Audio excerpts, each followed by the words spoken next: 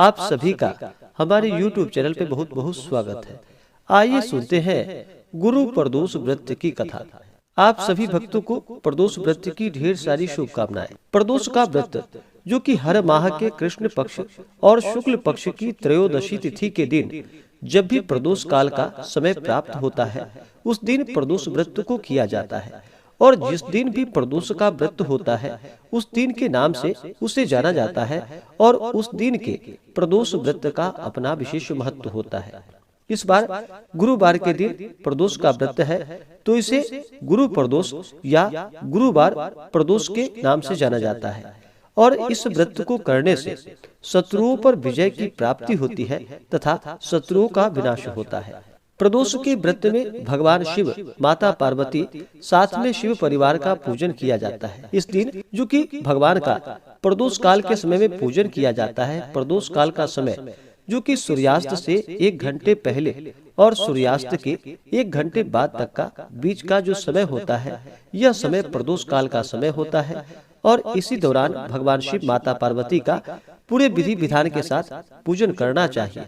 प्रदोष व्रत को रखने से 100 गायों को दान करने के बराबर पुण्य फलों की प्राप्ति होती है तथा व्यक्ति के सभी प्रकार के पापों का नाश होता है और भगवान शिव जी की कृपा से सभी प्रकार के मनोरथ पूर्ण होते हैं। तो आइए सुनते हैं गुरु प्रदोष व्रत की कथा। तो बोलिए प्रेम से भगवान भोलेनाथ की जय, माता पार्वती की जय। तो सबसे पहले भगवान शिव जी का ध्यान करते हैं कि हे भगवान भोलेनाथ, आप करोड़ों चंद्रमा के समान कांतिवान, त्रिनेत्रधारी, मस्तक पर चंद्रमा का आभूषण धारण करने वाले, पिंगल वर्ण के जटाजूटधारी, नीले कंठ तथा अनेक रुद्राक्ष मालाओं से सुशोभित, वरदहस्त, त्रिशूलधारी, नागों के कुंडल पहनने वाले, व्याघ्र चर्म धारण किए, रत्न जड़ित सिंहासन पर विराजमान भगवान शिव जी हमारे सारे कष्टों को दूर करे तथा सुख और समृद्धि का आशीर्वाद प्रदान करे। गुरु प्रदोष व्रत कथा के अनुसार एक बार इंद्र और वृत्रासुर में घनघोर युद्ध हुआ। उस समय देवताओं ने दैत्य सेना को पराजित कर उन्हें नष्ट भ्रष्ट कर डाला। अपनी सेना का विनाश देखकर वृत्रासुर अत्यंत क्रोधित हो स्वयं युद्ध के लिए उद्यत हुआ। मायावी असुर ने आसुरी माया से जो कि भयंकर विकराल रूप धारण किया। उसके स्वरूप को देखकर इंद्रादिक सब देवताओं ने इंद्र के परामर्श पर देवगुरु बृहस्पति जी का आवाहन किया और गुरु तत्काल आकर उनसे कहने लगे कि हे देवेंद्र, अब तुम वृत्रासुर की कथा जो कि ध्यान मग्न होकर सुनो। वृत्रासुर पहले बड़ा ही तपस्वी और कर्मनिष्ठ राजा था। उसने गंधर्व पर्वत पर उग्र तप करके शिव जी को प्रसन्न किया था। पूर्व समय में यह चित्ररथ नाम का राजा था। तुम्हारे समीपस्थ जो सुरम्य वन है, वह इसी का राज्य था। अब साधु, प्रवृत्ति, विचारवान महात्मा उनमें आनंद लेते हैं। वह भगवान के दर्शन की अनुपम भूमि है। एक समय चित्ररथ स्वेच्छा से कैलाश पर्वत पर चला गया।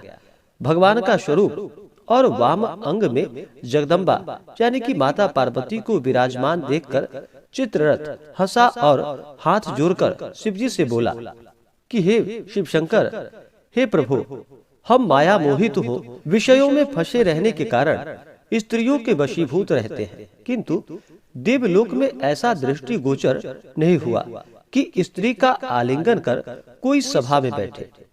चित्ररथ के ऐसे वचन को सुनकर सर्वव्यापी भगवान शंकर हंसकर बोले कि हे राजन, मेरे व्यवहारिक दृष्टिकोण जो कि पृथक है। मैंने मृत्युदाता कालकूट महाविष का पान किया है, फिर भी तुम साधारण जनों की भांति मेरी हंसी उड़ाते हो। तभी माता पार्वती जी क्रोधित हो चित्ररथ की ओर देखती हुई कहने लगी, ओ दुष्ट, तूने सर्वव्यापी महेश्वर के साथ मेरी भी हंसी उड़ाई है। तुझे अपने कर्मों का फल भोगना होगा। अरे मूर्खराज, तू अति चतुर है, अतएव मैं तुझे ऐसी शिक्षा दूंगी कि तू फिर कभी ऐसा दुस्साहस नहीं करेगा। अब तुम दैत्य स्वरूप धारण कर विमान से नीचे गिर जा, मैं तुम्हें श्राप देती हूँ। जब जगदम्बा भवानी ने चित्ररथ को श्राप दे डाला तो वह तत्क्षण विमान से गिर गया। राक्षस योनि को प्राप्त हो गया और प्रख्यात महासुर नाम से प्रसिद्ध हुआ। त्वष्टा नामक ऋषि ने उसे श्रेष्ठ तप से उत्पन्न किया और वही वृतासुर ब्रह्मचर्य पूर्वक रहकर शिव भक्ति में लीन है। इस कारण तुम उसे जीत नहीं सकते। अतएव मेरे परामर्श से यह प्रदोष व्रत करो, जिससे महाबलशाली दैत्य पर विजय प्राप्त कर सकोगे। गुरुदेव के ऐसे वचनों को सुनकर सभी देवता प्रसन्न हुए और गुरुवार त्रयोदशी यानी कि गुरु प्रदोष का व्रत, जो कि पूरे विधि विधान के साथ किया एवं राक्षस वृतासुर पर विजय की प्राप्ति कर इंद्रदेव सुख पूर्वक रहने लगे। तो बोलिए प्रेम से उमापति महादेव की जय। तो आशा करता हूँ कि यह जानकारी आपको अच्छा लगा हो। ऐसे ही ज्ञानवर्धक जानकारियाँ प्राप्त करने के लिए हमारे इस चैनल पे अगर आप नए हैं तो चैनल को लाल बटन दबा करके सब्सक्राइब करें, साथ में बेल आइकन घंटी को दबाएं ताकि मेरे वीडियो का नोटिफिकेशन आपको समय से मिलता रहे।